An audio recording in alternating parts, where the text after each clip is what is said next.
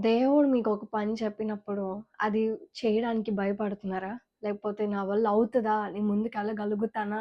నేను వెళ్ళలేనేమో, నేను చేయలేనేమో, నా వల్ల కాదేమో అని చెప్పి అనుకుంటున్నారా? అయితే ఈ వాక్యం మీ కొరకే.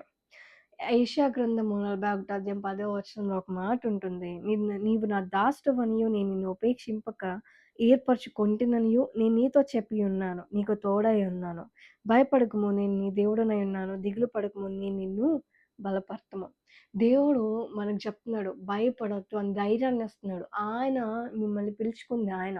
నిన్ను ఏర్పరచుకుంది ప్రత్యేకంగా. నీ కుటుంబంలో ఎంతోమంది అన్యులున్నారు. మీ కుటుంబంలో ఇంకా రక్షించబడిన వారున్నారు. లేకపోతే నీ ఫ్రెండ్స్‌లో ఇంకా పాపం చేస్తున్న వారున్నారు. But God chose you.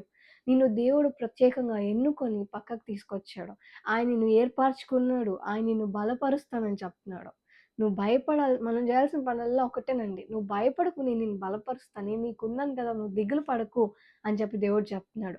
మనలో మనము దేవుడు చెప్పింది సాధించలేకపోవటానికి కావచ్చు, లేకపోతే ఈ లోకంలోనే ఏదైనా అచీవ్ చేయలేకపోవడానికి మెయిన్ రీజన్ ఏంటంటే భయం, ఫియర్. ఆ భయం ఉన్నంత వరకు గూడా మనం ఒక అడుగు తీసి ముందుకు కూడా వేయలేం. మనం అడుగు తీసి ముందుకేయకపోతే ఎలా సక్సెస్ అవ్వగలుగుతాం? అది ఈ లోకంలో చదువు విషయంలోనైనా, జాబ్ అయినా లేకపోతే స్పిరిచ్యువల్‌గా కూడా అంతే. At the same time spiritual way కూడా అంతే కదా! నువ్వు భయపడుతూ నా వల్ల కాదు దేవుడు చెప్పాడు కానీ నా వల్ల కాదని వెనకే ఉన్నంత వరకు కూడా నువ్వు ఏది సాధించలేవు. నువ్వు దేవుడు మాట్లాడుతున్న ఆయన శక్తిని నువ్వు పొందుకోలేవు. నీలో భయం ఉన్నంత వరకు కూడా. సో, ఫస్ట్ మనం చేయాల్సిన భయాన్ని అధిగమించాలి. దేవుడే చెప్తున్నాడు. "నువ్వు భయపడకు నేను నీ తోడున్నా. నువ్వెందుకు దిగులు పడుతున్నావు? నేను నీకు సహాయం చేస్తున్నాను కదా!" అని దేవుడు చెప్తున్నాడు. ఈరోజు మనకి దేవుడు మీతో మాట్లాడుతున్న మాట అదే. దిగులు పడొద్దు, భయపడొద్దు.